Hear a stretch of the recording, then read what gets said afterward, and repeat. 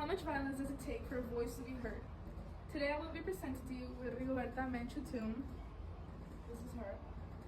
And there are 3 key points that I want to discuss with you about Menchu. I will begin with her background and the origins of her upbringing. Then I will continue by informing you about her role as an activist. And finally, I will conclude by informing you about the impact she made in Guatemala. This is Rigoberta Menchu.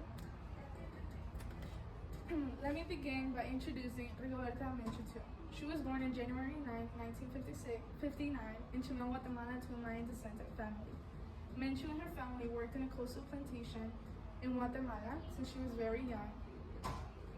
But because of civil war and uprising government corruption, atrocious fatalities happened to her and her family members, leaving Menchu hungry for justice. Her father died while protesting for civil rights, her brother was kidnapped and killed by militia death squad, and her mother was kidnapped, raped, and then killed by soldiers. In Rigoberto's testimonial, it is discussed the credibility and fabrication towards Menchu's story.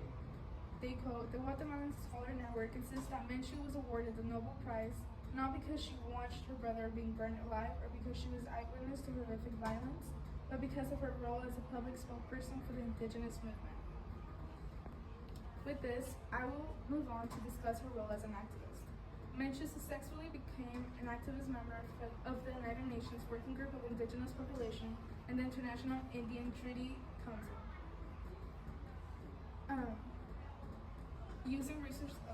After winning the Nobel Prize, discussion of her credibility was brought up to define the event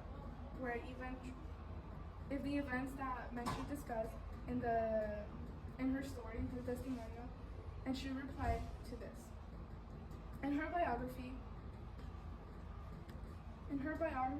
Menchu described in detail how the government operated with discrimination and mass killing in Guatemala. Sorry, I read the wrong thing.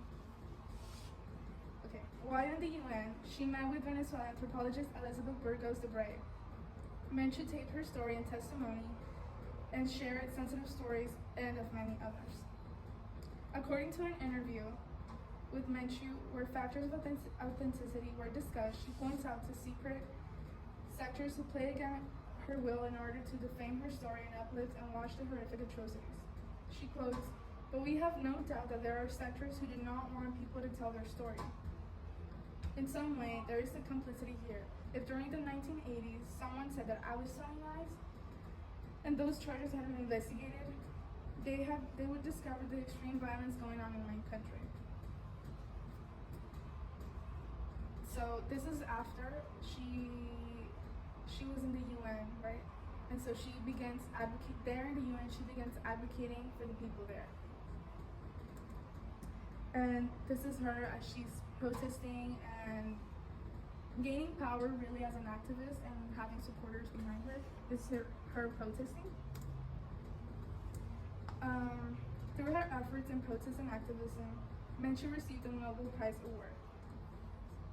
Using resources from the award, Menchu built her foundation supporting Mayan communities, advocating for justice, and addressing aftermath.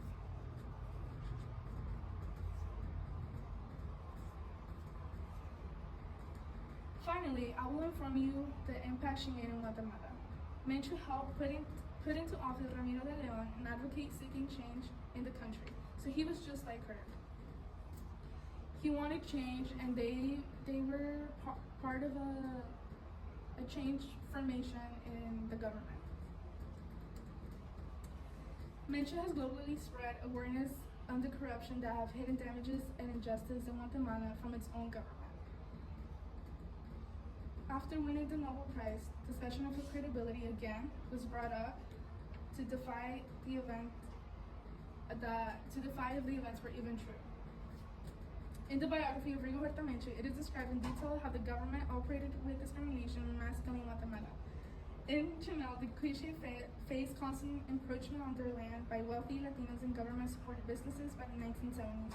The government was pushing families out of their homes and imprisoning those who resisted. This coincided with the creation of death squads, military groups that exceeded lethal force, gang rape, slaughtered, and and slaughter were their hallmarks. So they really they took force on whoever they wanted, just like what's happening now in Mexico with the narcos and basically like that. Menchu has globally, and today her perseverance and constant fight has influenced many others to speak up against discrimination. Menchu became a hero and justice figure to all warriors that died in the fight. I just told you the aspects of Rigoberto Menchu's life and how she's rising as an activist. I started by giving the information on Menchu's background. Then I informed you about her role as a Mayan activist. Lastly, I gave you information about her impact in Guatemala and the Mayan community. Rigoberto Menchu is a strong woman that was able to defy the challenges and injustices indigenous communities face all around Guatemala and Latin America. Throughout her efforts, she has supported education, cultural perseverance, and justices from victims of the Guatemalan Civil War. Thank you.